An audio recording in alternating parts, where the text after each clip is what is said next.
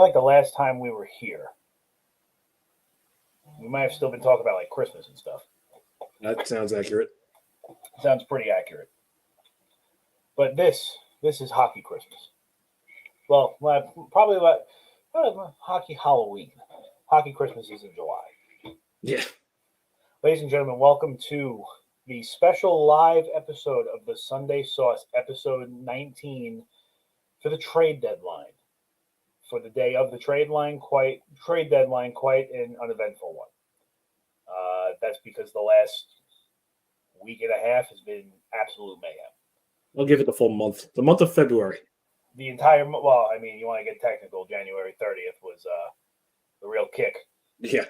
I mean, look, I think it's fair to say, obviously, we've been talking,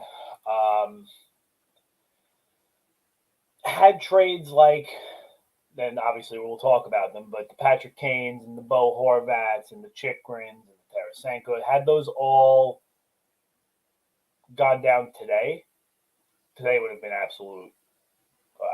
We probably wouldn't even have the phone batteries to be talking.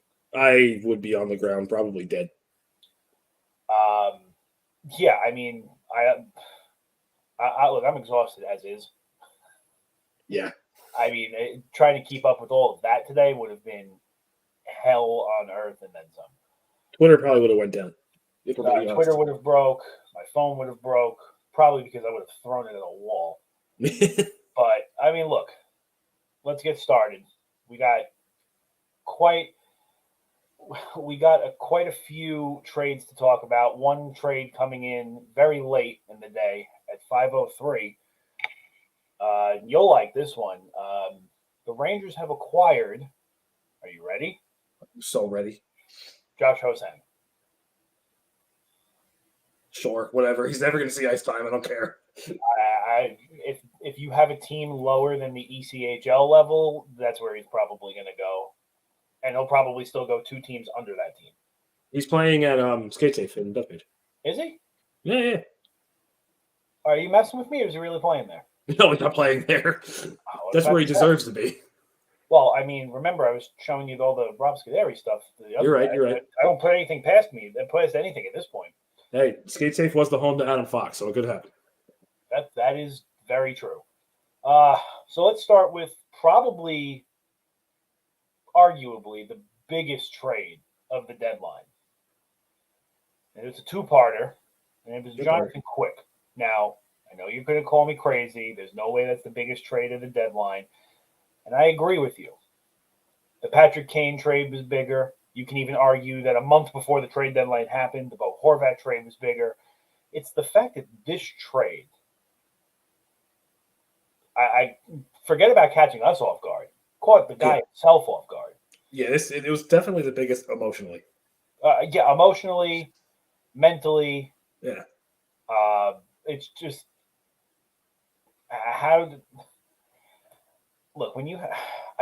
get why the Kings traded him. I do. You know, you brought in a younger goalie in Korpisalo. Quick hasn't really been playing his strongest hockey in the last couple of years for the Kings. Time to move on? Probably, yeah. Sure. Telling the guy about the trade after a shootout win on the plane without consulting him first. Terrible look for the Kings front office. Yeah, it's especially for someone who's been with you for 16 years. Nuts. Yeah, I mean, he's there for almost 16 years, 2 Stanley Cups, a Vezina. I believe one of the Stanley Cups, he was the Conn Smythe winner. Mm-hmm. And you don't even consult the guy? And then it's gross. And as if the backhand slap didn't hurt enough, they hit him with a forehand slap and sent him to Columbus. Columbus, which at the time we didn't know if he was going to stay there or not, so we assumed he was. Right. Thankfully, Jonathan Quick suffers from a condition called SMART, and he refused to show up to the Blue Jackets, who in turn made sure that this entire trade was going to get shoved down the Kings' face and sent him right to Vegas, who are both battling it out in the Pacific for playoff spots. At least he's playing meaningful hockey again. Oh, 100%. And, I mean, you want to get down to nitty-gritty. If you look at the playoffs... I know where you're going with this, and I'm going to be very happy about it. Where do you think I'm going with this? A little Vegas LA playoff action. Oh, 100%. But if you look at the standings, you're not just talking about Vegas and LA playing in the playoffs. We're probably not going to have to wait long. There's a good chance that could be a first round matchup. Yeah, definitely could be. Now, I mean, I would probably speak for most hockey fans, where everybody's going to be Team Vegas for that one, just to watch Quick stuff down their throat. Oh yeah. You know he's going to start that series. Oh yeah. I mean, and this is going to kind of put me in one of the directions I was going to go towards the end of the show. But based off this trade alone, like, how do you not give Columbus like an A- grade for the trade deadline? They were managed to get Quick, a first and a third, and even if they didn't keep Quick, or even if they kept him, okay, great, they have a goalie. They didn't keep him, so they were still able to get a first, yep, third, and the return for him from, why am I blanking out? From Vegas. Yes, those guys, was still another pick and another goalie. Yeah, they did a great job of flipping that. Like, they did a fantastic flip. Now, Michael Hutchinson's kind of, whatever. Yeah, whatever. Their goaltending was bad in the first place anyway. Right, and again, a 7th round pick is nothing really to write home about, but picks are picks, especially when you're terrible. Yeah. So, I mean, we were looking at it in the pre-production. I mean, what we say, Arizona's got 33 picks for the next 3 years. Yep.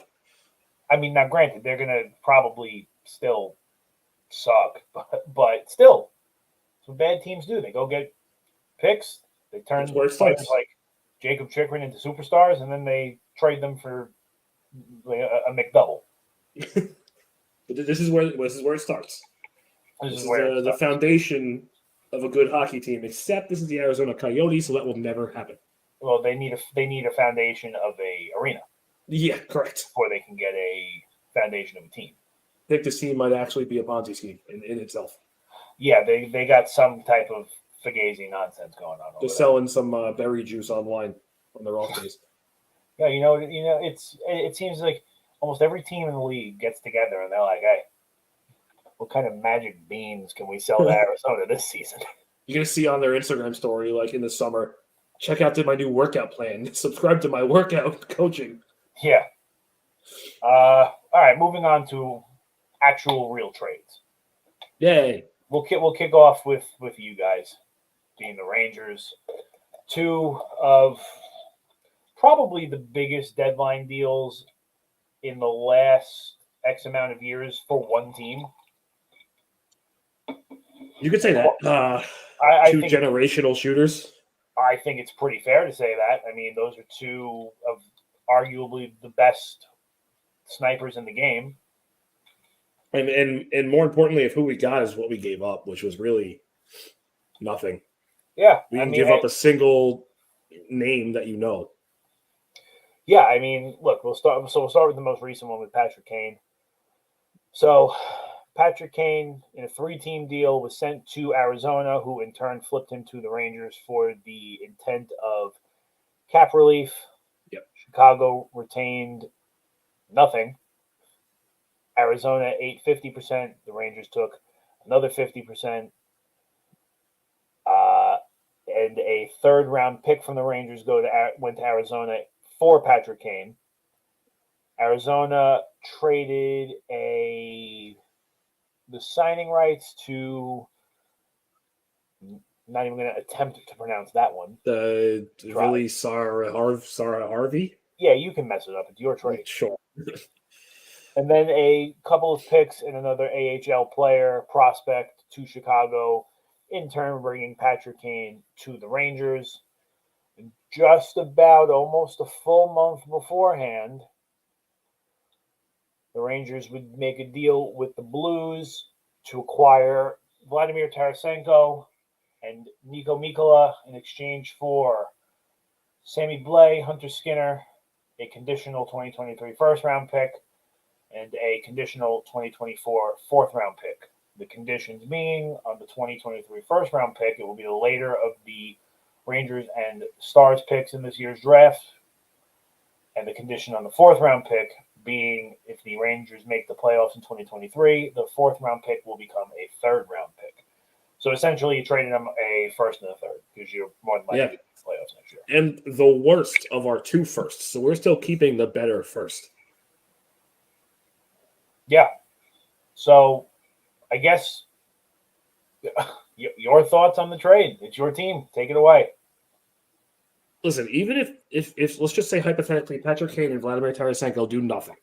They score literally no points, and we get ousted in the first round of the playoffs.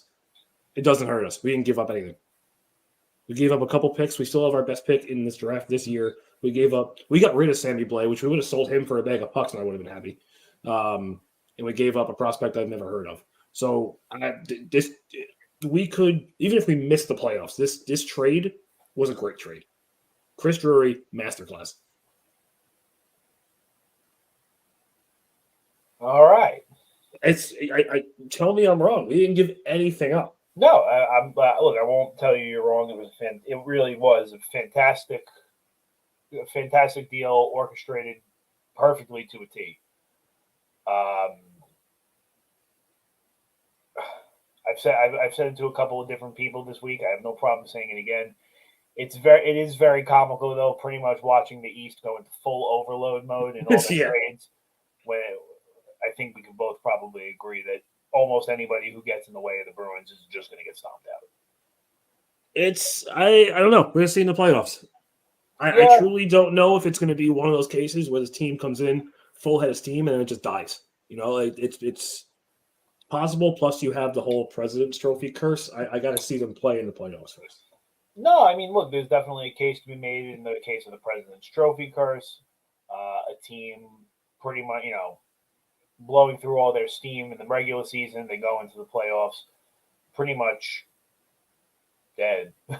And despite all the moves that Boston has currently made in this deadline per se, Boston still has a little, they're still obviously proven to be mortal, I guess is the word to use. I mean, they just put Taylor Hall in the long-term IR, which I'm sure Taylor Hall is hurt, but it's an excuse of playing the system, which everybody does now. Yeah. I mean, obviously, my opinion on, let's use Bo Horvat for an example. We'll change gears for a moment. Mm-hmm. Islanders trade for Bo Horvat. Essentially, it's a trade that's pretty much 2 years too late, but I'm glad it still happened because we needed a player like him, a perfect two-way forward who's going to – look, he came here literally during the All-Star break, already had 31 goals. Yep. On a awful Vancouver team. Mm-hmm. Since he's gotten here, I believe he has either 5 or 6 goals, handful of assists. You can see he's a difference maker on the ice. If this roster was to see Boston in the first round, chances are I might not even watch. Hey, like I said, you never know. I mean, there's also the fact that to remember the Islanders are also a very, and you can still see it from night to night. They still have that all defense mindset. Yeah. Which I appreciate more now, especially because compared to the past, you've had nights where quite a few times they were having trouble hitting 20 shots a game. Now they're playing their defensive game and they're finding ways some nights to put between 30 and a couple of times this year over 40 shots a goal on 40 shots on goal a game. Yeah. As a fan, I like my chances with anybody in the playoffs. That's how it works. I mean, look, the Islanders have gone toe-to-toe with Pittsburgh a few times. They went toe-to-toe with Boston just a few years ago. Have held their own with Tampa 2 years in a row. Obviously, the outcome was not the one desired for, but still put up a fight, didn't roll over and die in 4 or 5 games. I think the defense of the Islanders would keep it close. Problem is whether you lose a game 2-0 or 10-0, you still lose. Yeah. I still think the Islanders have a little bit more to do on the scoring end.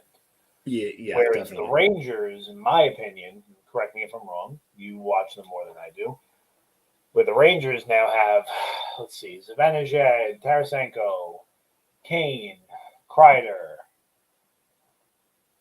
Trocheck, Panarin. Yeah. The scoring can be there for them. It's arguably the most loaded top six I've ever seen. Pretty close. Yeah. And you're right. If not the most loaded top six. Outside of Keandre Miller and Adam Fox, not too crazy about. Oh, and Jacob Trouba. Excuse me. You better put some respect on Ryan Lindgren's name right now. What I'm getting to is I'm not necessarily crazy about the playoff experience that comes in your defense. And most of us, I get that. And I get that Fox. I'm sorry, but I know that Fox is kind of in that category too. But you got a guy who's pretty much eating pucks all night. Yeah. Still has the capability of scoring 20, 25 goals. Won in Norris already. It's hard to kind of question him about playoff experience and defense. Yeah. That's why this is why last year was so important. Think about if we didn't have the long run we had last year, and how much less playoff experience some of these guys would have, especially like Braden Schneider and Miller. Oh yeah.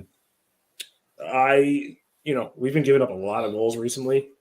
Igor has been a little cold. The defense hasn't been great, but we've also been playing shorthanded because of us trying to make the monetary stuff work with these trades. And spitting out people.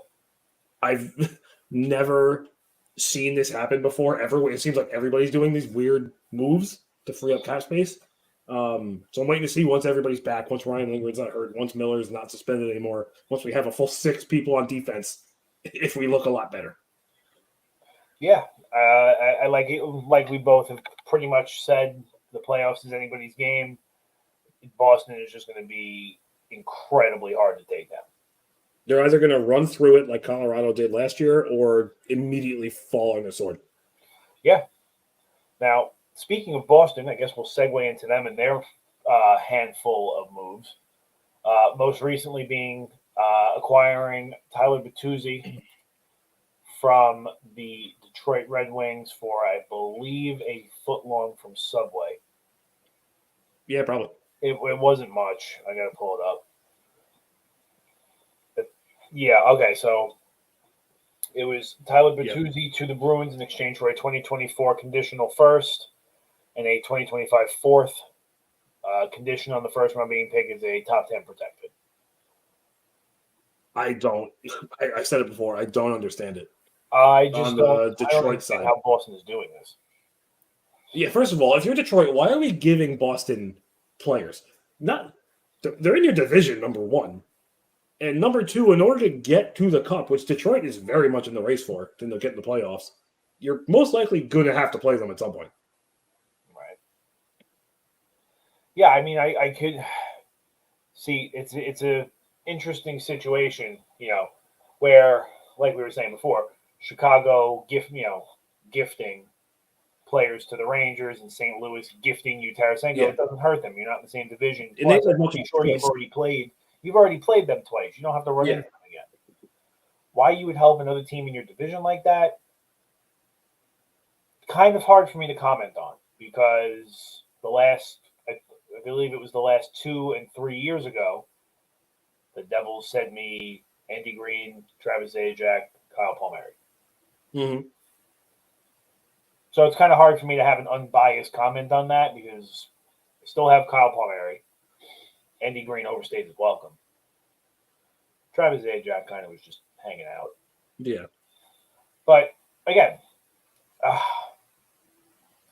there must be you would have to think there's got to be something to it, in a sense. Where it's Steve Yzerman. There's something to it. Yeah. I don't know how you – it's probably more something we'd have to revisit at free agency, obviously seeing that the trade deadline is closed for 2.5 hours. But look, I mean, Detroit, if you go look at their cap-friendly situation, they currently still sit with $8.7 million open in space. They're going into the summer after extending Dylan Larkin. They're going into this summer with just over $32 million in cap space. Yeah, they got a lot to work with. Now, and when you move Bertuzzi, he was making 5.65, I think. Yeah. So you figure before he leaves, you're only getting 27 and some change in your cap space. Probably closer to 29 because they retained half. But that, again, that contract still makes a difference for a tremendous player to add. But you know what? Maybe Bertuzzi re-signs with the Wings in free agency, and then they got picks for free. You know, it's going to be something weird that's going to work out like that. I can guarantee it. It's very possible. On top of the laundry list, the very long laundry list of Boston Bruins trades, they made. Would you argue it? Would you argue it if I called it one of the first real blockbusters of the actual trade deadline? Yeah. So you would argue it. No. Like you're right. I mean, it was a week before the deadline. Yeah, that's what I thought. The Bruins acquired Garnet Hathaway and Dmitry Orlov from the Capitals via the Wild in exchange for Craig Smith, a 2023 first-round pick, a 2024 third-round pick, and a 2025 second-round pick. As if Boston again didn't need more help as is. Yeah. Just Dmitry Orlov has probably been, silently speaking, one of the better defensemen in the league for quite a bit. Very, very under the radar. Very just goes out, gets the job done, goes home. Garnet Hathaway, I don't think they needed him. I'm sure they could have lived without him, but I think he'll fit in on that Boston team very well. I think so. Honestly, this trade, this is normally where I would say, what are the Capitals doing? It's the same conference, whatever. So I got a pretty good return for that. So I get it. Yeah. I mean, Washington did great in that deal, especially when you kind of look at the fall. When you kind of look at the trend that Washington is going in, and you can clearly see that they are. Look, we are getting Ovechkin to his goal, and then we're packing it in. You know what I'm saying? Like, those picks definitely help them moving forward into the future, where they could potentially be in a situation where they don't have too much of a rebuild transition from I guess team to team. Maybe a lull for a year or two where they finally keep their nose out of the playoffs. But who knows? Oh, then you know what? I didn't even realize that pick in Washington, was that pick they got, did they flip that in the Sandin trade? Yes, right? Let's take a look. I'm pretty sure they immediately flipped that in the Sandin trade. The first round pick. Yeah. Well, that trade was, what was that trade, this morning or yesterday? No, that was on the 28th. Wasn't that long ago? My days are all merged together. There's only 28 days in February. That was only 4 days ago.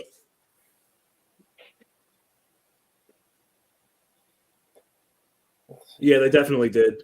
Capitals acquire Rasmus Sandin from the Maple Leafs in exchange for defenseman Eric Gustafsson and a first-round pick in the 2023 draft. Yeah, Cap Friendly has this the Boston. And they still have theirs, yeah. Yeah. Now Washington's not too draft pick heavy. No. For the next little while. Let's see, five picks going into this year's draft, 9 picks going into next year's draft, and 8 picks going into the draft the year after. Mm-hmm. Now that let's see, by the time all of these picks have been dealt with per se, Ovechkin will be going into his contract year, Yep. where where we will probably see him nearing that goal mark. And he'll be about 40.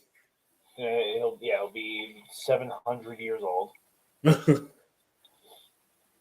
Let's change gears. Let's head over to a team that you and I love to hate, but this year it almost seems impossible to hate them if you're not a Islander or Ranger fan. The Devils. Yeah. And one of our bigger fears came true in the sense of the Devils acquiring Timo Meier from the Sharks. Sharks retaining 50% of his $6 million cap hit.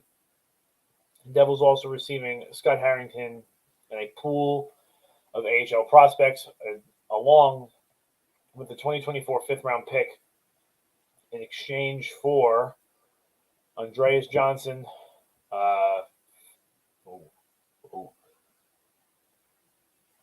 Nikita. You take that one, Chief. Come on, you can do it. No, I cannot. Nikita Okatuk. I'm just going to say Okatuk. Yeah, that goes with it. And then that sounds good.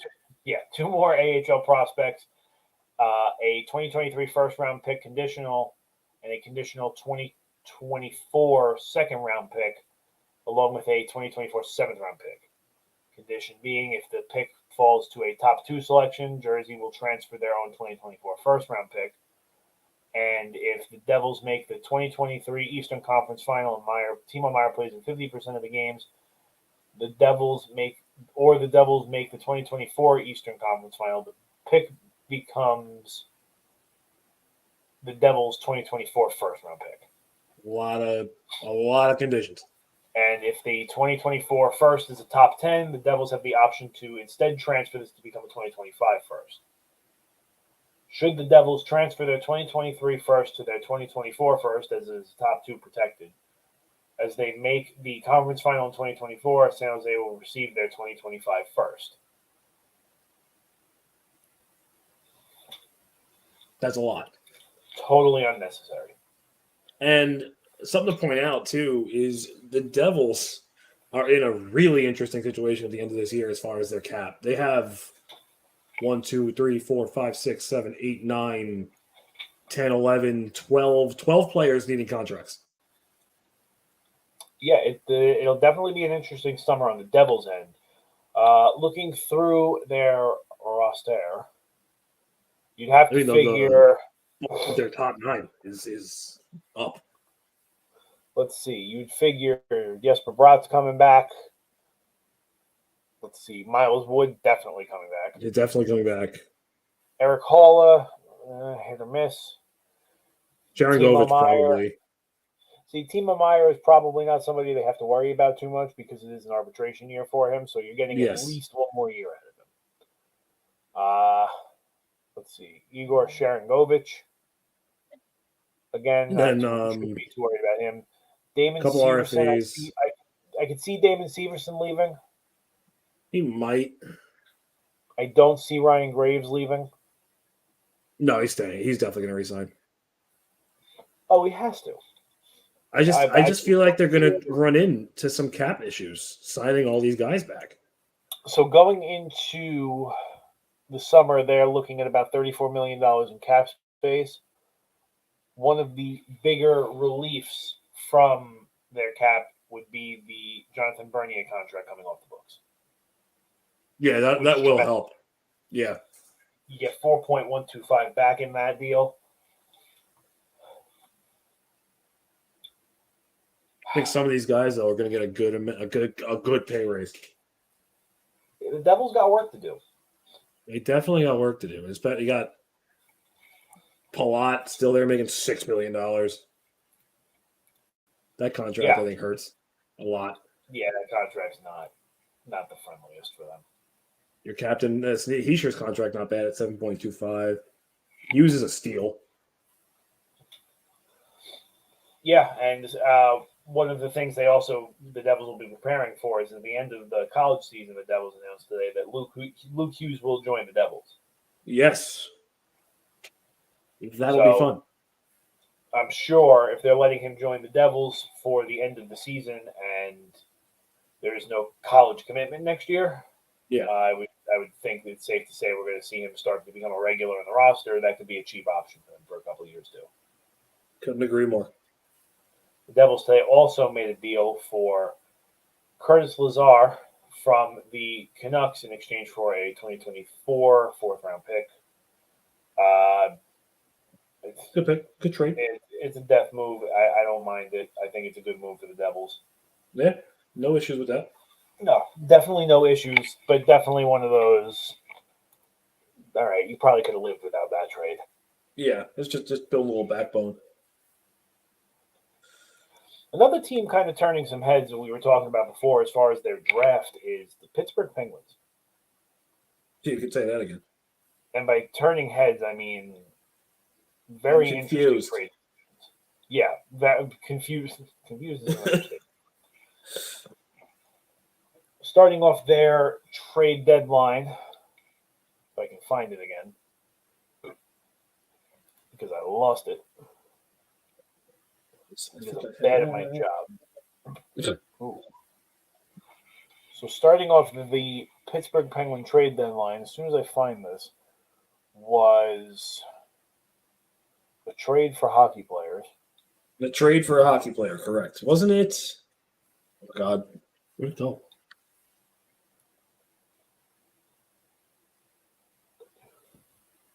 Working on it. We'll find it. Yeah.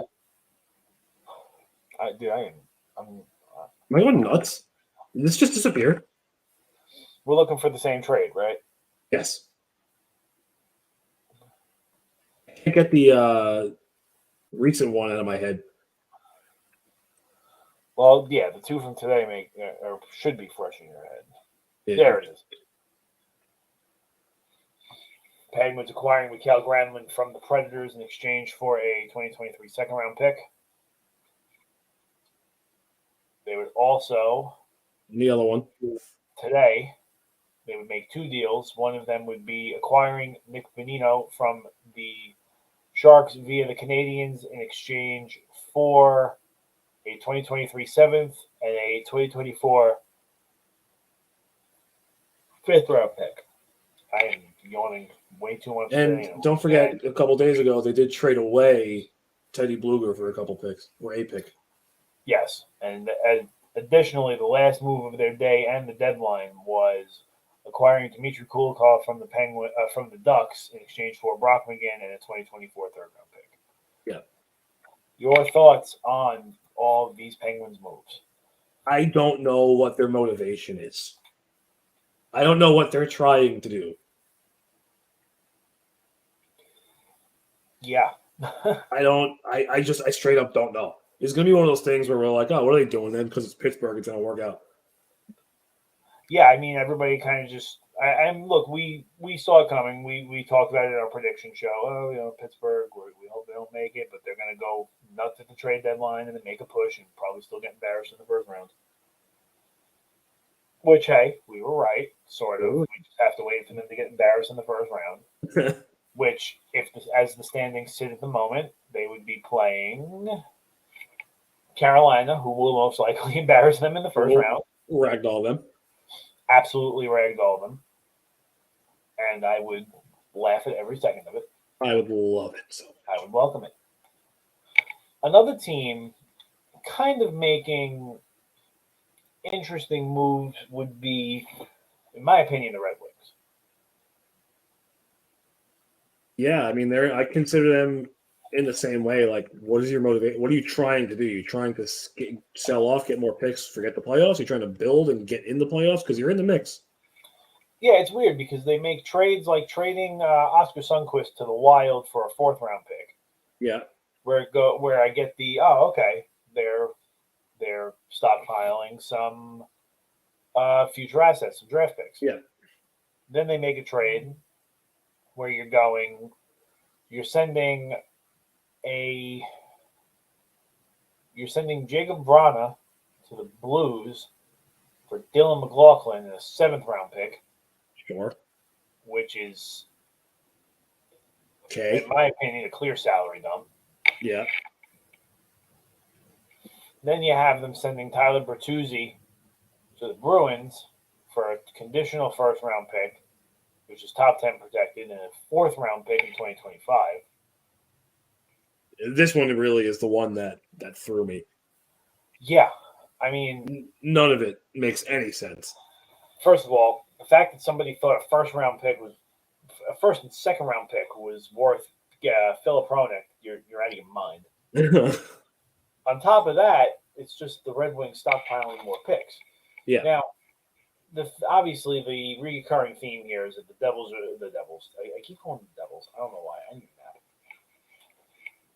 The Red Wings keep making trades for "quote unquote" the future, but when does the future arrive? Though, at some point, it has to arrive. When does the future arrive? And you're in a spot where you can make a mild playoff push right now. Yeah. Why wouldn't you? And they've been white hot recently too. Put this in perspective. Currently, the top 2 wild cards are owned by the Pittsburgh Penguins and the Islanders. Islanders sit at 70 points. Penguins sit at 71 points. Right below the Islanders, between Buffalo and Ottawa, Florida, Washington, and Detroit. Florida, Washington, Ottawa, and Buffalo. Mm-hmm. All sit at 66 points. So, in my particular situation, despite the games in hand, all these teams still need to win at least 2 games to jump in. Yeah. Detroit has 65 points. 1 win, theoretically speaking, say Detroit plays tonight. I don't know if they're playing tonight. I will check my schedule. I'm assuming they're not. Cool teams don't play on Fridays. Correct. They are not playing tonight. So theoretically speaking, and actually even better, the Islanders playing the Red Wings tomorrow, 12:30. Red Wings beat the Islanders. They're going to flip right into that 3 spot. Yeah, we're getting a little interesting here. So forget about getting interesting. You're not. Even though obviously the standings page shows that you're quite far out of the playoffs, 1 win brings you pretty much all the way to the top of the list. So, what are we doing here? Are we trying to win? Are we going for the ride? And if we win with what we've got, cool. I don't understand what the Devils are doing here. That's got to be what they're doing, because I can't think of anything else. The Red Wings, they have wings, not horns. God. You got this, brother. Whatever.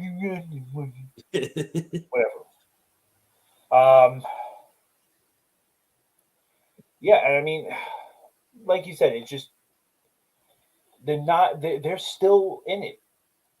Yeah. Like the only 3 teams in the East Conference wild card right now that are dead in the water are Philly, Montreal, and Columbus. Yeah, they're the only ones that don't matter.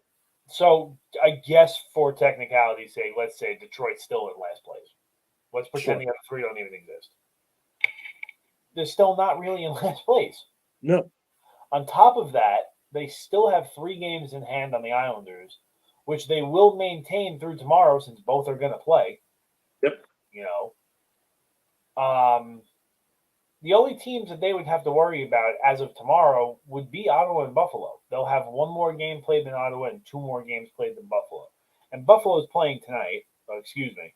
Buffalo plays tomorrow. Ottawa.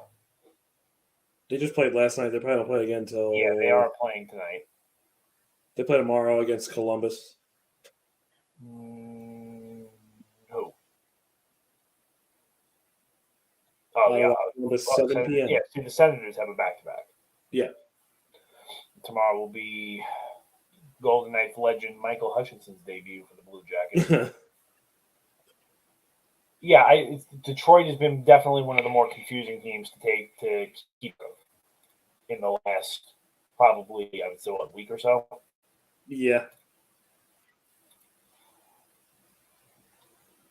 So, arguably, the big trade of today to go down was the Wild acquiring John Klingberg from the Ducks in exchange for Andre Schuster, Nikita Nesterenko, a 2025 fourth round pick.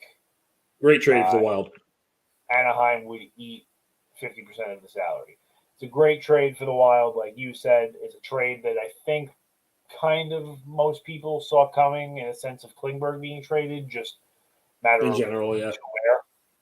Where, which I believe that you and I had spoken last year around this time, and when John Klingberg signed a 1-year deal at Anaheim, yeah, that he was going to be dealt written all over it. Yeah. Now the big, I guess, the fun would be, where does our man John Klingberg go now after the season? He could stay there. He could. Could. He would be really stupid, but he can. I mean, I also just don't like Minnesota. That's fair. They're always way better on paper than they are on ice. No, that's their MO. It's like, oh, Minnesota's state of hockey. No, it's the state of absolute nonsense. State of mediocrity. And see, especially for them, it's going to be not easy to keep Klingberg around. They're going into July 1st with $12.3 million in cap. Klingberg's coming off a $7 million deal. Stats he is riding for the season. He gets about 25 points. Look at it. 24 points in 50 games, 8 goals, 16 assists, a minus 28. Which, when you're on Anaheim. Well, yeah, when you're on Anaheim, your numbers aren't going to be great. It's a matter of what. See, this is when you find out if players are about the money or the winning. Yeah. Because if he's about the money, he's going to ask for more than $7 million. Mm-hmm. That, I think, 2 and 2 together. That's basic math. Yeah.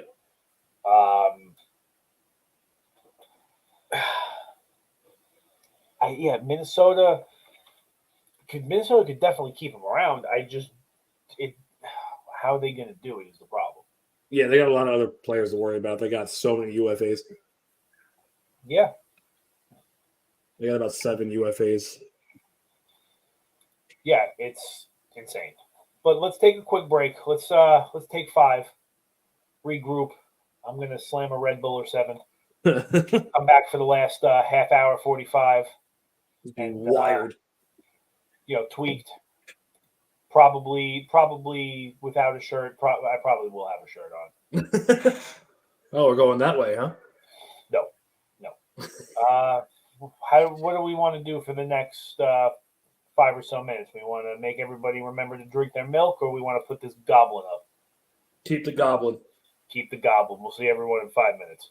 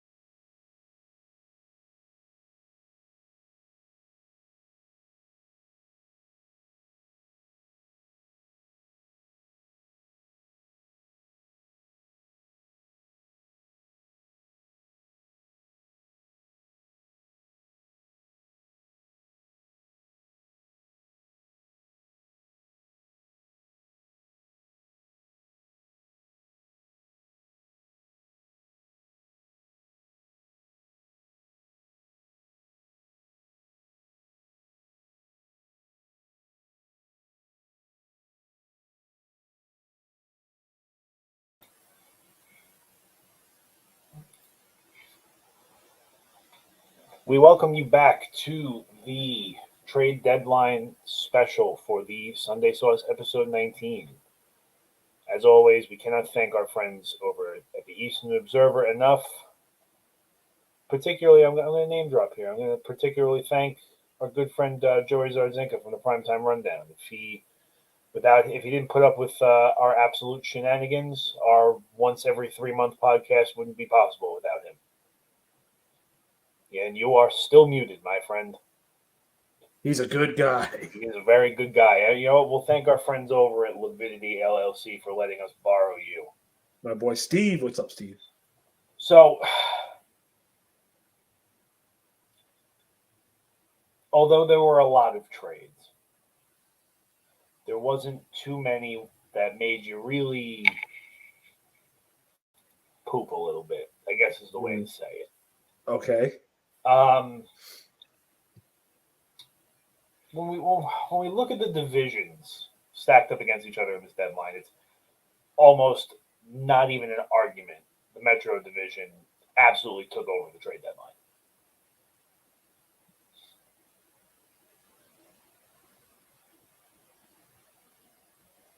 You freeze? Or did my computer freeze? Hold on. I'm having No, technical wait, issues. you answer me. No, my computer just like bugged out. I didn't hear anything you said. You didn't hear anything I said. No. I saw your mouth moving, didn't hear none of it. Repeat that, please. Probably good because I was talking smack. No, I was saying how when you break down the trade deadline by division, it's almost impossible to argue that the Metropolitan Division absolutely smoked this trade deadline. Oh, yeah. I mean, every team was active. Team, I believe every team except really Philly made like a impact trade. I'm surprised they didn't really move anyone. Like the fact that Hayes is still there is surprising to me. Hayes is still there. There was JVR. And there was all that chatter towards the end of the deadline that JVR was actually, of all places, headed to Detroit. And it seems that either those rumors were complete and total hoopla, or the trade fell through at the last second. I'm sure if we go on Twitter and did some digging, we would find out the answer. I'm not looking for that answer. I don't care enough. Not that important to me. Yeah. No, neither of them are important. But again, we talk about Bo Horvath going to the Islanders at the very, very beginning of quote-unquote deadline season. Mm-hmm. Tarasenko and Kane, along with Nico Mikkola, going to the Rangers. The Devils acquiring Timo Meier and Curtis Lazar. Mm-hmm. You talk about the Carolina Hurricanes acquiring Jesse Puljujarvi. Yep. Outside of the trade deadline, also acquired Brent Burns in the preseason. Mm-hmm. The Capitals, you could argue, I guess, that they were also pretty inactive. They were more sellers than they were buyers. The Penguins adding, again, players they absolutely do not need, but got them anyway. That's what they do. Granlund, Nick Bonino. It's just how do you almost every major superstar from the West, not named Nathan McKinnon and Connor McDavid, all found their way to the Metro Division of all divisions. Yeah, pretty much. I mean, the West is pretty boring right now. Yeah, the West is. I mean, let's look at what big names we still got left. And we said McKinnon in the West. In the West, we got Robo. We're looking at Robo. We're looking at McKinnon. We're looking at McDavid. Yep. Draisaitl, Rantanen, Cale Makar. Are we do? Please. Are we counting like? Oh, I was going to say, don't take this personally, but are we still considering Ben and Sagan big names, or are we? No. I mean, Sagan's like I'd say upper middle. And Ben's kind just because of his scoring ability. Ben is just that Rick Wall captain that you have. He's like that good locker room guy, you know. Yeah, so I mean, it would be stupid to try to say that it wouldn't have been a big deal had they been moved. It would have been a big deal, but they're not the big name players that they were 5 years ago. Yeah. You have Kyle Connor in Winnipeg. Kyle Connor. Well, Winnipeg, you didn't really Forsberg. expect them. You don't expect them to be sellers. Yeah, of course. Pierre-Luc Dubois, like you said. Philip Forsberg. And then on Vancouver, you have like Pedersen and Besser. I don't even know if you really consider them big names anymore. And yeah. But you could also talk about Thatcher Demko. How those rumors were swirling around for a little while. He eventually ended up not being moved. The same can be said for Josh Gibson. Again, everybody thought he was going to move, was not moved. And then you have the Eastern Conference. Yeah, and then and not for nothing, if your name wasn't the Boston Bruins and you weren't selling, you really didn't do much either. Tampa was fairly quiet this deadline. Except that Tanner Jennett trade, which annoyed me, but which it didn't annoy me. I was actually kind of happy because it's like, good, you put yourself in cap hell. This is what you get. You get basically nothing, and you're gonna like it. So let's go through all 32 of these teams. Let's figure out who gets F's and D's and A's and B's. To me, an immediate D that sticks out to me, Seattle Kraken. Is it because they didn't do anything? They did make a trade for that Jacob Megna kid. Whatever. Yeah, which is whatever. But when you're a team, I don't want to say. I mean, you could say they weren't expected to do what they're doing right now. Believe they're sitting. Joey did. They're second or third now in the Pacific Division. They might be third. They're third. Right, so they're third in the Pacific Division. To be totally honest, it is still an open race. Why would I guess would you consider them still trying to almost build? I mean, their roster size is not. It's in the middle. They have 3 picks in the second round in this upcoming draft. This upcoming draft is the most loaded draft in who knows how long. They could have moved those. Well, in this draft, you are, like you said, you are going to see first-round talent going till late in the second round. Yeah. It's tough because when you have teams that weren't supposed to be doing what they're doing and they're doing what they're doing, they've got a chance to go to the playoffs. It's kind of hard to justify. It's like, well, why would you slow down your process? You got something going now. Why wouldn't you make some kind of a move? You know what I'm saying? So you're telling me if Vancouver is trying to ship out a Brock Bessie, you're not going to try and make something work for that? That's what I mean. Especially, you consider that's a little bit of a harder trade to finagle. That's an interdivision. Yeah. But a player of that caliber. But here's a good example. A team like Detroit, who's on that wild card fringe where they could make it, they might make it, but they also just as easily might not make it. Why aren't you making a move for Besser or Demko or Pedersen?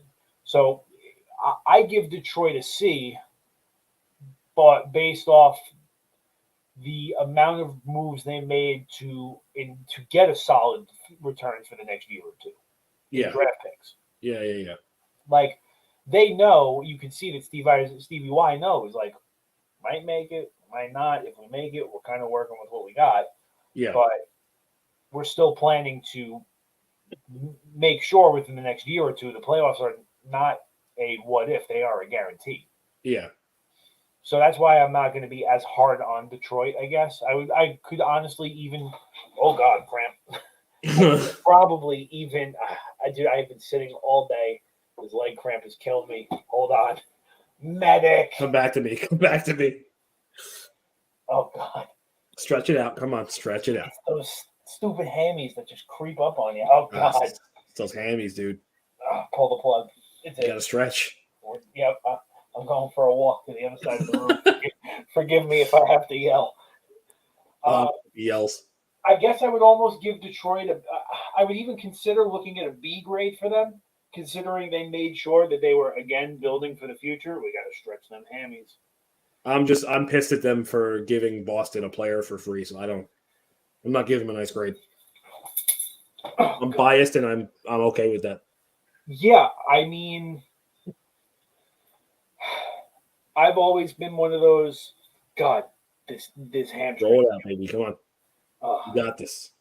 Drink some water.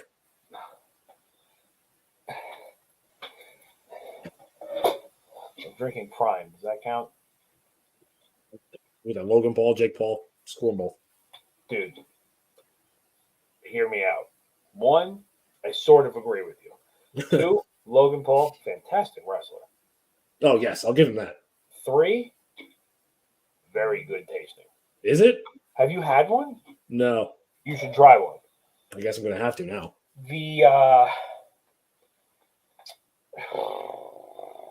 Oh, you live over here. The soda distributor across the street from Target, Okay. he's got every flavor. All right. Yeah, I think it's like $2 or $2.50 a bottle. Try it. Trust me, it's worth it. I'm there buying beer all the time anyway, so I'm sold. Do you drink coconut water? Not a big fan. Okay, so you kind of got to get over the coconut water factor. But if it's like Body Armor, I can stomach it. I like Body Armor. Not as sweet. Okay. It's not. I actually, it's not as sweet as like a Gatorade, but it's not as dull as like you try to put a drink packet in a water bottle. Yeah. Okay. I get you. You know what I mean? Like, trust me, I think you'd enjoy it. All right, I'm in. Yeah, Detroit. It's hard to be, I guess, mad. Well, actually, I mean,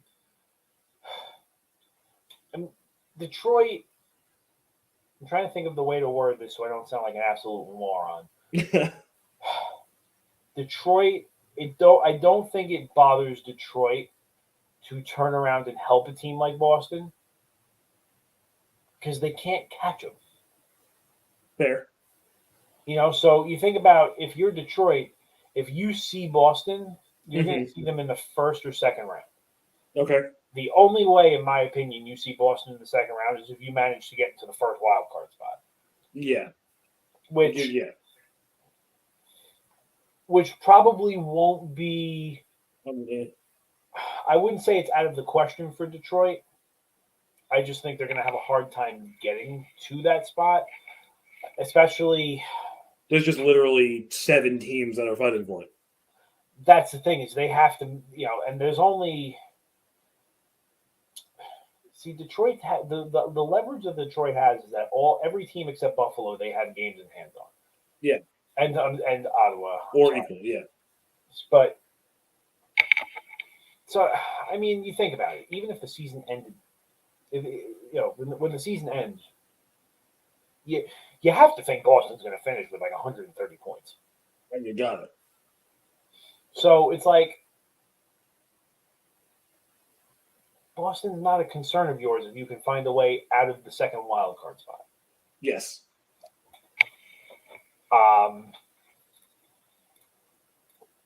Yeah, I guess I can understand being upset about it, but at the same time, you had 2 players gifted to you. I really don't want to hear you complaining, but It's Drury, baby.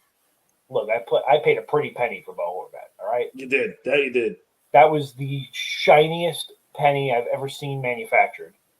That was a price. It's actually funny because I really didn't talk about that trade too much before, so I'm going to get it off my chest now, I guess.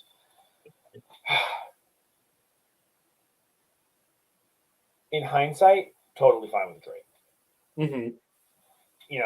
Beauvillier was obviously, in my opinion, somebody that Islander fans probably had been calling for his head for quite a bit. His time was running out here. I don't see a scenario where when his contract was up, he was going to be re-signed. And if he was re-signed, he was going to be incredibly lowballed. Yeah. The first round pick hurts but doesn't hurt. Okay, let me rephrase that. The first round pick initially stung. And then trading Atu Ratu was like getting stung by a bee, pulling out the stinger, and then jamming the stinger into my eyeball.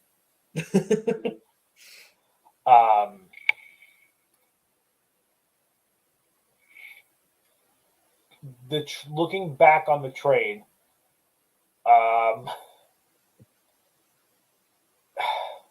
looking back on it, the biggest factor that any part of that trade was going to be able to pay off, you had to keep the guy. Horvat had to be extended. Correct. Whether it was now or whether it was in the summer. Obviously, every game that goes by and he hasn't signed an extension, heart drops a little bit. Thankfully, this guy signed an extension before he even practiced with the team, which, as a fan, shows me his loyalty and dedication. So I like that. Yeah.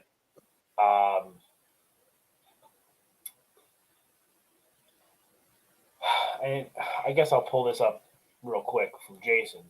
Ratu was a fast overpay, should have been due 4 at most. I was about to bring that up too. While I don't completely agree, I don't disagree. Obviously, based off the comments I've made, Ratu is the part of this trade that hurts the most. I didn't want to see him go.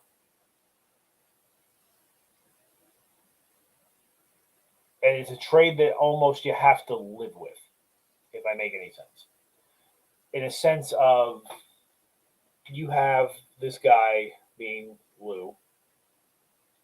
I have faith in this team. This team is ready to win now. I'm going to make hockey trades, but whatever else he's mumbling. And you turn around, you go get the guy really that everybody's been asking for as Islander fans for years. The all-around complete player who can give you 40 goals and 40 assists in a season. It's kind of hard to complain that we gave up our best prospect now when we got what we've been asking for, realistically, since the other guy was still here. What was his name? Don't worry about it.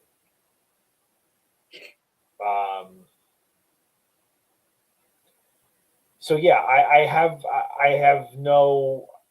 As a fan, I felt like the Islanders did okay in this trade. Considering they signed him long term, yeah. I don't think they're going to have an issue with it. That was the X factor. Was he going to stick around? If you gave all that up for him to walk to, I don't know, Boston in July. And after not even making the playoffs, that would have been the biggest waste of time ever. Right. And look, realistically speaking, I think the Islanders are at like a true 50-50 of their playoff shot right now. Like, yeah. I wouldn't be surprised if they made it. I really wouldn't be surprised if they missed. Mm-hmm. And that's not, I'm not sitting here. I'm never going to sit here and try to say, oh, the Islanders will make it. Look, I said I wasn't screen sharing anymore. I'm going to do it right now. I'll pull up the standings. Look, you look at these standings. I mean, it's a nightmare. This is going to come down to the absolute last game of the season. Now, if to add insult to injury, and I'll talk to you about this quick, the Islanders' next 4 games, starting tomorrow. Now, I want you to remember this right now. Okay. The Islanders sit in the second wild card spot. Yes. Buffalo is behind them. Ottawa is behind Buffalo. Florida is behind Ottawa. Washington's behind Florida. Detroit's behind Washington. Yep. Okay, so this is where it gets fun. Oh, boy. The Islanders are playing Detroit tomorrow. Okay. They're playing Buffalo Tuesday. Okay. They are playing Pittsburgh Thursday. Outstanding. They're playing Washington Saturday. Outstanding. What a stretch. You have to, at the bare minimum, go 2-2. And one of your losses would have to come against Pittsburgh. I think I think you have to beat Buffalo. You have to beat Detroit. No, you can't. I don't think you can afford to lose to Pittsburgh. I think they're above you though. I don't think it's realistic to try and say you're really going for that one spot because of those games in hand. I think you're better off losing to them and beating everybody else. I agree with you, but here's the problem. Should teams like Buffalo and Florida start jumping everybody and they knock us and Pittsburgh out completely, Pittsburgh is still going to have that games in hand advantage on us. that Pittsburgh game is still going to be a 4-point game. Yeah, fair enough. Fair enough. You know what I mean? So if we can't get the game back from them, we need to take the points from them.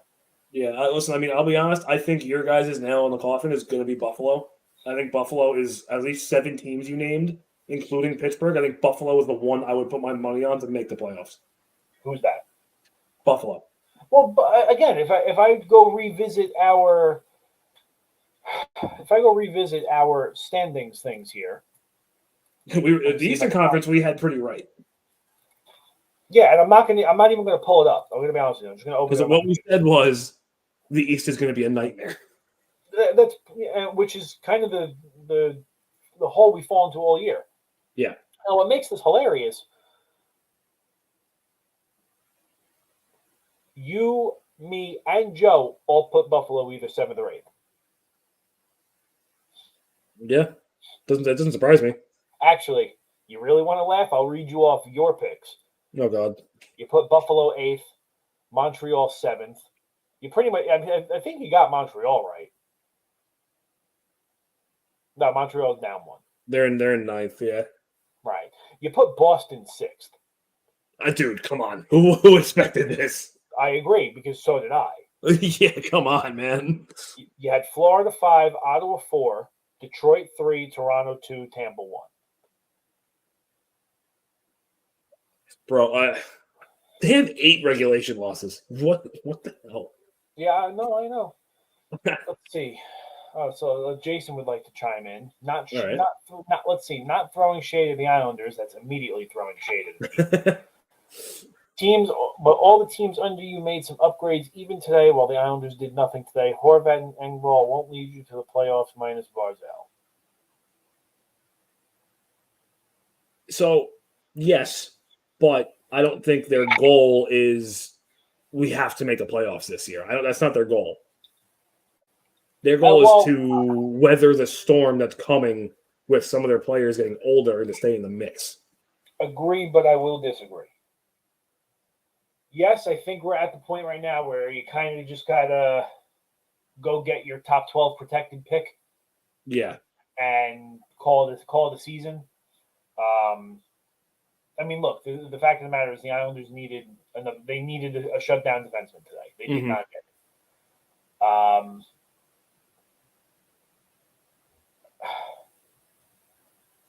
To be fair, there weren't a lot of shutdown defensemen moving.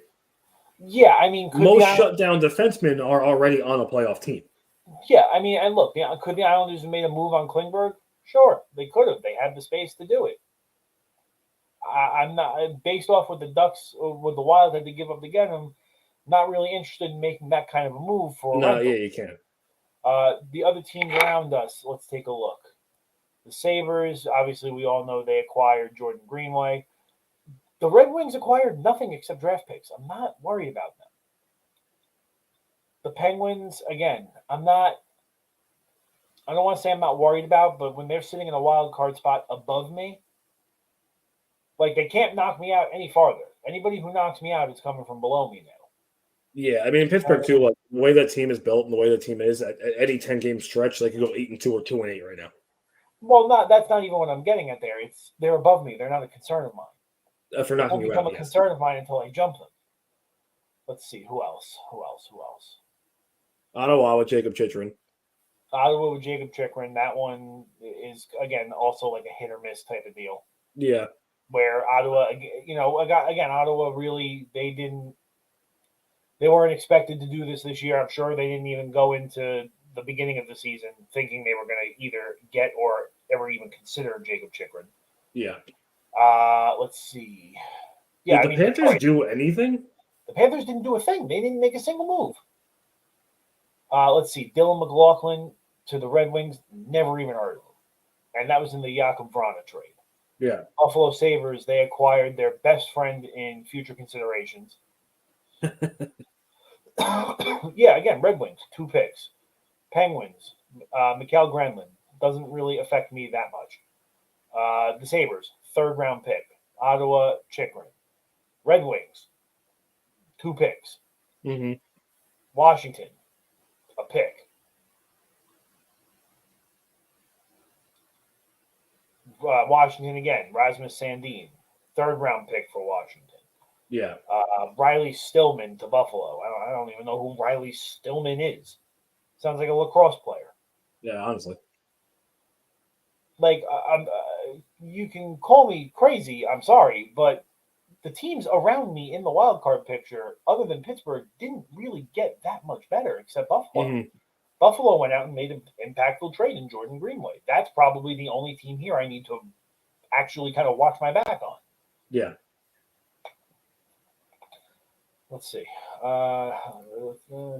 Klingberg isn't exactly a shutdown demon. He's a puck mover. Agree. Probably someone like Joel Edmondson you could have called in on and moved Mayfield to. Okay, Scott Mayfield, again, he's prime strapped on a rocket to the moon, or the sun, rather, with Varlamov, Aaron Hicks, and Josh Donaldson all strapped to the same rocket. So we're getting a four-for right here. Wendy's 4-for-4? I'll take a Wendy's 4-for-4. But yeah, again, it's just the teams around me did not improve that much. Florida didn't improve, period. Which, again, I think we kind of all expected. They had no money to move. They had no money. Yeah. Everything they were going to do was going to be AHL for pick trades. And they really what you had happening was the Devils, the Rangers, and the Bruins going, okay, let's just go to the moon. You had some other teams like Pittsburgh making some middle ground trades, and then that was really it.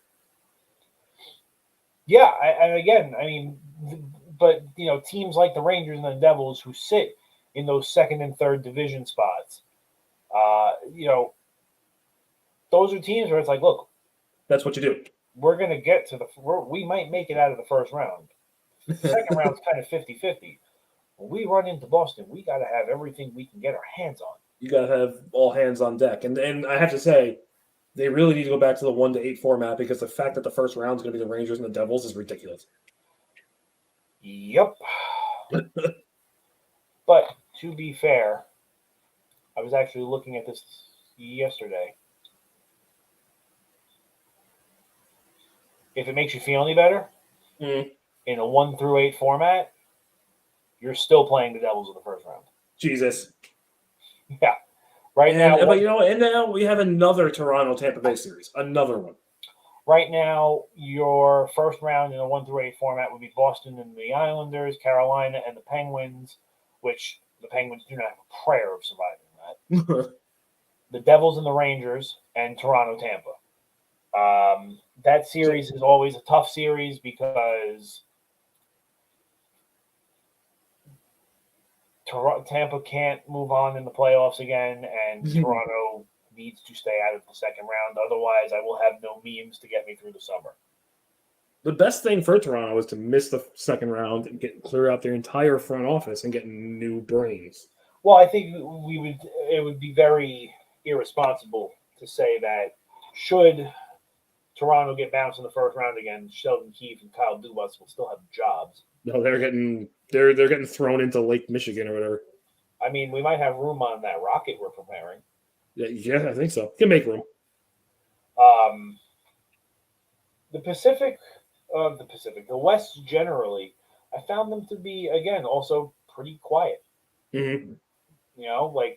Obviously they did way more selling than they did buying.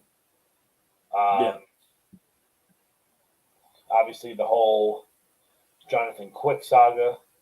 Oh, there's a trade we left out involving my Stars. Which one? The one involving my Dallas Stars. Oh, the Max Domi trade? Maxi boy. Nah. He's not an Islander. I'm actually kind of annoyed. I'm annoyed the Islanders didn't make a move at him. Yeah. Dude, I wanted him like 2 years ago. I was like, you should get this kid. Like, he could be a solid 20-goal scorer, and he's been pretty close to, if not already it. Yep. And Lou Lamoriello was like, no.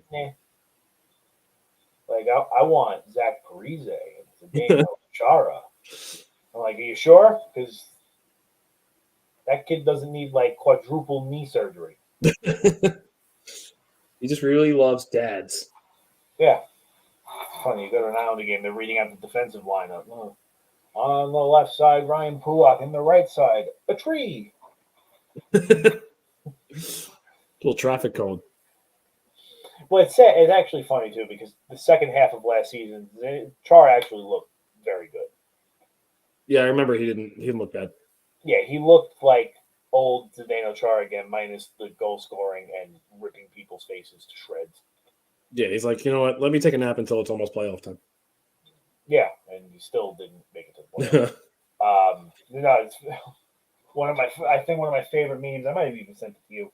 Was a photo of Chara fighting somebody. I think it was actually he was fighting somebody on the Rangers. It might have been Sean Avery. It was an old picture, Oh God. like an old picture, and the caption was just like, "Oh, Zdeno Chara should always win the Lady Bing because he could physically kill any man with his bare hands and just chooses not to," which is not far off. I mean, No, that's not that bad. when you decide to fight a skyscraper, expect bad things. You expect to lose, to say the least. You're gonna pizza instead of French fry. You're gonna have a bad time. You're gonna have a bad time.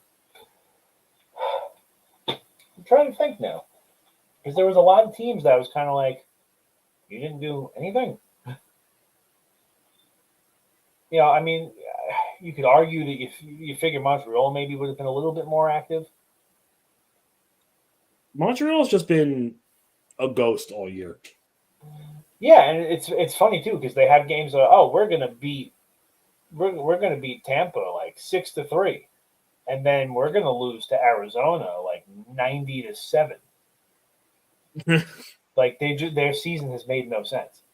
Oh, I mean, it just shows that like you take away Cole Caulfield and you forget they exist. Yeah, and it's again, you would think that they would have been a little bit more active in preparing their future, similar to how Detroit was doing. Yeah, because I expected Montreal to be better than what they are. I mean, I expected an upgrade in their play. I don't know if I would have expected it, drastically. Obviously they're still far out of a playoff. Yeah, I wouldn't even expect them to sniff the playoffs, but at least better than Philadelphia. Could you imagine the travesty in the NHL if Montreal was to become the new Arizona? They just Oh God, that would be a travesty. It's crazy the injuries they've gone through though. You have Brendan Gallagher's hurt, Cole Caulfield, Juraj Slafkovsky's hurt. This was one of the memes I was talking about too. Here you go. Chara leaning in on Nathan Gerbe in a puck battle, and the height difference made him look like Mando and Baby Yoda. I remember that one. There was some quality Zdeno Chara memes at one point, and now I'm definitely going to go to Google. You got him.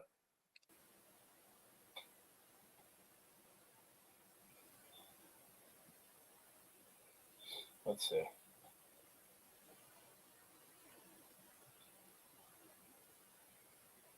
Actually, this isn't even. I mean, it's a meme, but it's really not a meme, but it's also hysterical. Since Zdeno Chara retired, there is no active player in the NHL who has ever lost to the Maple Leafs in a playoff round. Oh no. Ouch. Yikes. See, I can hear the Curb Your Enthusiasm music in the back of my head right now. I wish this deadline was like super duper eventful. Listen, every big team did some nose candy and really did everything 2 weeks beforehand. Well, again, yeah, but that's the problem. Is everybody made their trades 3 weeks ago, and they were kind of like, yeah. I mean, I was when I got this schedule for work. I'm like, all right, I'm off on the deadline. And then beginning of the week, I'm like, wish I wasn't off on the deadline. Which is hilarious too, because I almost took off today. Remember? Oh God, yeah. I remembered last year. I was like, oh yeah, learn your lesson. Don't do it twice. And then when I saw that free agency was July 1st, was even worse.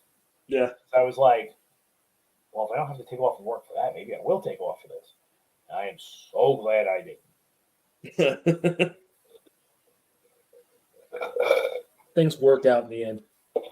We're gonna back. Are we doing this regularly again, or what? Like, what are we doing here? I was hoping so. I was hoping so too. I don't want to have to come back for a playoff prediction show in 2 months. I'd rather No, dude, listen, build it our was way beginning of the ahead. year. We were busy with stuff. I was moving. There was a lot of stuff going on. Yeah, you moved. I'm doing PlayStation and Xbox stuff. Oh, yeah. Here's the moon. The moon. Let's go. It's very blurry on the phone. I would send it over if I could. What? It's fine. I understand it. I love it. Yeah. You know what? Actually, you know what's funny? What this reminds me of? It's the new commercial going around with Stamkos and his Stamkos kid Yes, yeah. playing. That's great. That's a great picture. That you remember that one time in a game when Connor Sheary put on John Scott's helmet and it was gigantic on him. Oh, that was great. I thought it was actually there was another moment. It was Nathan Gerby. I forgot who it was. Absolutely lit him up in the corner with a hit. Yeah. Forgot who it was. And then somebody actually tried to fight him, and somebody was like, there was somebody on Twitter that was writing about it. Are you fighting a child? I like Nathan Gerby too. I'm sad he doesn't play anymore. Yeah. Well, he was just entertaining to watch because he was so tiny. You're not wrong. So, what is this? Is that Nathan Gerby again? Yeah, there's another one. Oh my god. Tiny man. POV 6 years old, me telling my mom I throwed up. Yeah, me going to my parents' room at 3 a.m. to tell them I threw up. I'm amazed you're awake still, dude. You have no idea how hard this is right now. But we were in such a groove talking smack about how all these teams did terrible. Yeah. How the Metro is just reigning supreme again. Dude, honestly, the playoffs should just be the East, and they can let like the top 4 teams in the West play. Get the top 2 teams from the Central, the Atlantic, and the Pacific, and then just Metro. They play it out round robin style. Yeah, just let the entire Metro beat the piss out of each other. Exactly. The last man standing go. And then you play the final boss. You play Team Boston. USA. The Team USA, yeah. No, Boston. Yeah, absolutely not.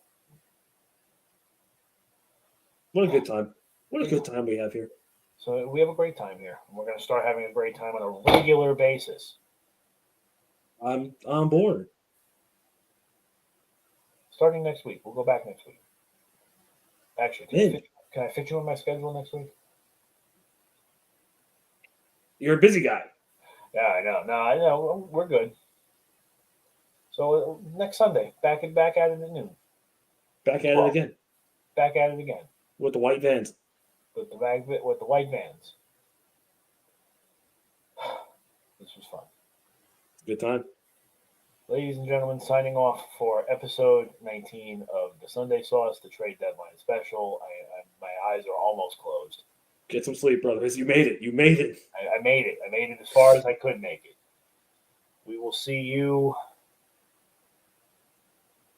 in 8.5 days. Nice. See, I can still do quick math. Quick math. Good night, everybody. I'm going to bed. Good night.